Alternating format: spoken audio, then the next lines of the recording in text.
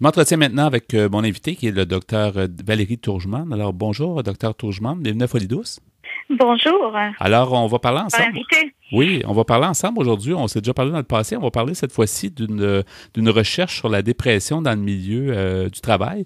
Vous êtes psychiatre et chercheuse au Centre de recherche de l'Institut universitaire en santé mentale de Montréal et professeur agrégé de clinique au département de psychiatrie de l'Université de Montréal. Vous faites une recherche, en fait, qui est très importante et probablement innovatrice. J'aimerais ça que vous nous en parliez.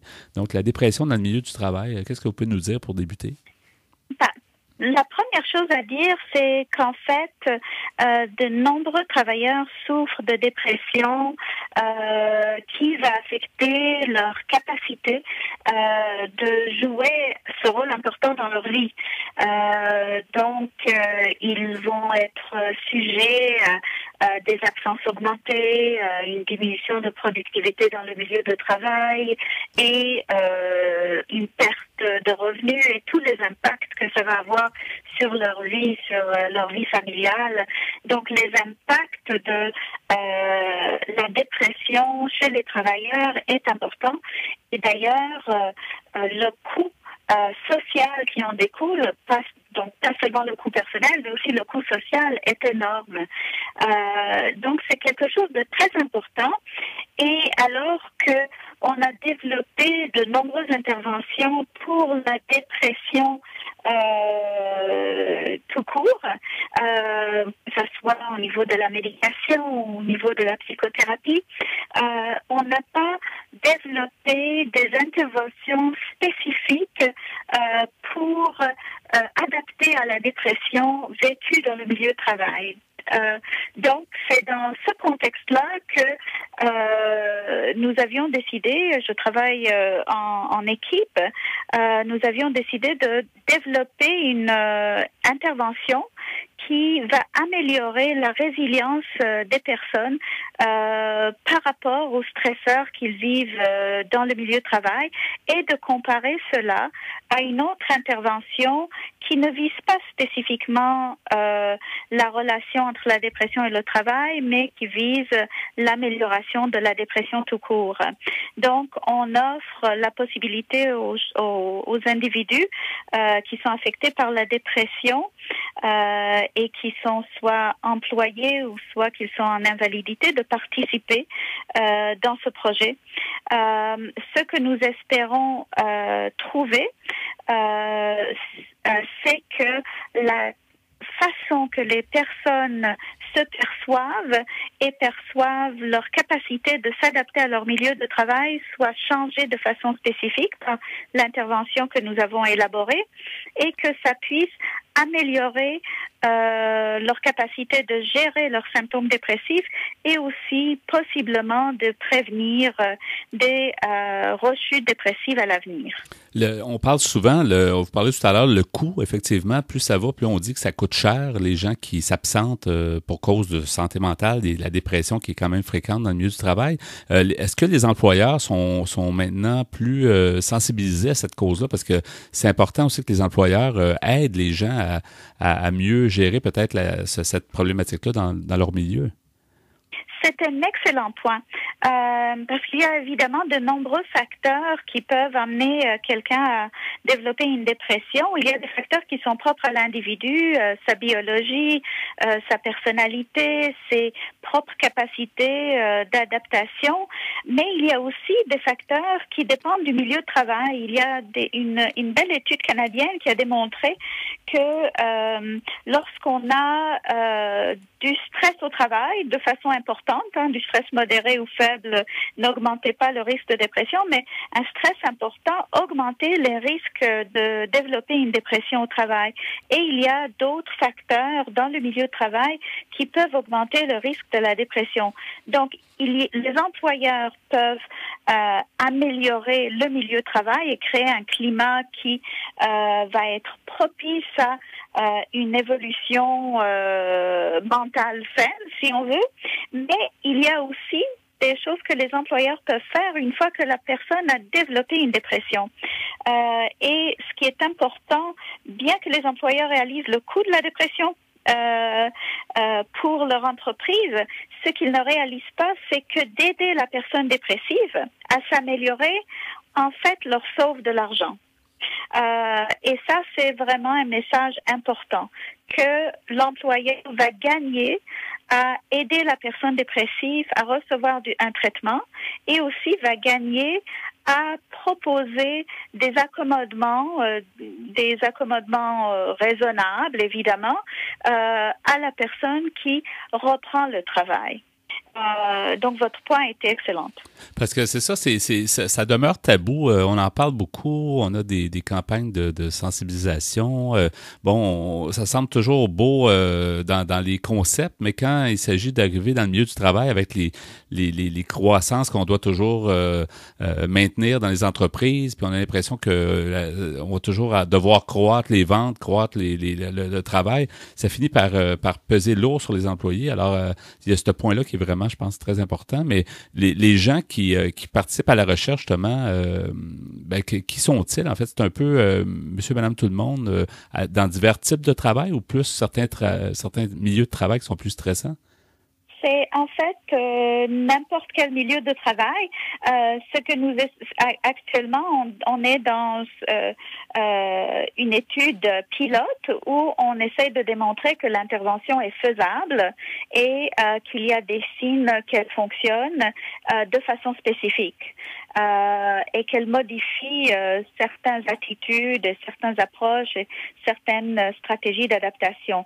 Donc, on ne cherche pas une population de travailleurs particulière, mais seulement des personnes qui ont reçu un diagnostic de dépression majeure et qui sont prêts à participer dans une psychothérapie qui va durer une intervention, je devrais dire plus tôt, qui va durer 12 semaines. Donc il n'y a pas vraiment un filtre sévère pour participer dans le projet. Justement, on veut que ce soit naturalistique et que ça puisse s'appliquer à une population qui est typique des travailleurs. Donc, vous savez, un des problèmes de la recherche, c'est souvent on sélectionne les gens tellement bien qu'ils ne représentent plus l'humain moyen, quoi. Donc, vous procédez comment, justement, pour trouver vos participants, pour avoir, justement, un bon échantillonnage, puis avoir un vrai portrait de la situation? Nous allons recruter en envoyant des lettres à des psychologues, à des médecins de famille, aussi en diffusant des annonces à la radio comme dans les journaux. On a aussi des annonces sur Facebook. En fait, toutes les façons où on peut tendre la main aux gens et les inviter à participer. Oui. Vos recherches auparavant, c'est sûr que le milieu du travail, c'est un domaine intéressant. Est-ce que c'est un peu ce que vous avez fait auparavant qui vous a amené à vous intéresser à cette particularité de la dépression en milieu de travail qui est très importante, ou si c'est arrivé un peu par les demandes du milieu? Comment c'est arrivé pour mettre en place cette recherche? En fait, je m'intéresse à la dépression depuis très longtemps, mais je m'intéresse aussi à la dépression qui résiste au traitement. Et le plus on travaille dans la dépression, le plus on réalise que rares sont les personnes qui vont récupérer complètement. Et qu'il reste une certaine fragilité, un risque de rechute. Donc, j'ai fait de nombreuses recherches dans l'aspect pharmacologique, donc de traiter la dépression avec la médication. Et la médication a un effet salutaire sur la dépression, mais malgré des excellents traitements, il reste des symptômes résiduels. En fait, des symptômes qui vont affecter la personne, même une fois qu'ils ont techniquement une rémission de la dépression. Et donc, j'ai pensé qu'il faut trouver un moyen d'apprendre aux gens qui ont souffert de dépression comment gérer leur état une fois qu'ils ont répondu à une intervention psychothérapeutique ou pharmacothérapeutique qui les a améliorés, mais qui les laisse quand même avec les cicatrices de la dépression. Et c'est comme ça que je suis venue à m'intéresser à cet aspect-là de la dépression et du traitement de la dépression.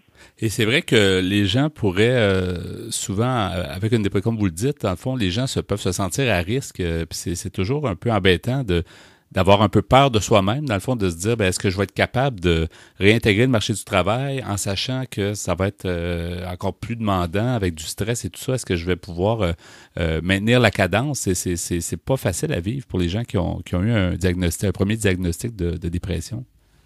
Tout à fait. Donc, l'intervention porte exactement sur des points comme celui-là. Donc, vous dites, c'est ça, vous allez procéder finalement par différentes façons d'annoncer la recherche quand ça se mettra en marche. Est-ce que vous prévoyez faire quand même un grand échantillonnage quand vous allez mettre la recherche officiellement en marche? En fait, c'est un petit échantillonnage pour prouver que l'intervention est praticable et ça va permettre d'établir la possibilité de faire une plus grande recherche. Vous savez, quand on cherche, on espère d'avoir certaines réponses, mais on doit accepter la réponse que nous avons. Ça se peut qu'on va prouver que cette intervention ressemble à des interventions qui sont déjà en place et on a un contrôle, donc une intervention de contrôle qui se passe déjà couramment dans notre milieu.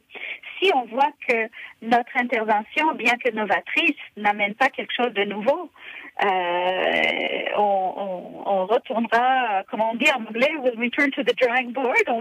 On va retourner à la case de départ et puis retravailler notre concept. Mais si jamais on voit un signal que la nouvelle intervention a un plus-value, à ce moment-là, on pourrait aller chercher des fonds pour faire une recherche à plus large échelle. En quelques secondes, il nous reste moins qu'une minute. Est-ce que vous savez s'il y a des pays qui sont un peu innovateurs et qui sont des modèles au niveau de l'intégration des gens avec un diagnostic de dépression dans le milieu du travail? Est-ce qu'il y a des modèles qu'on aimerait peut-être imiter ou qu'on aimerait des fois voir si on peut adapter ça au Québec? En fait, actuellement, on est dans le balbutiement de ce type d'intervention.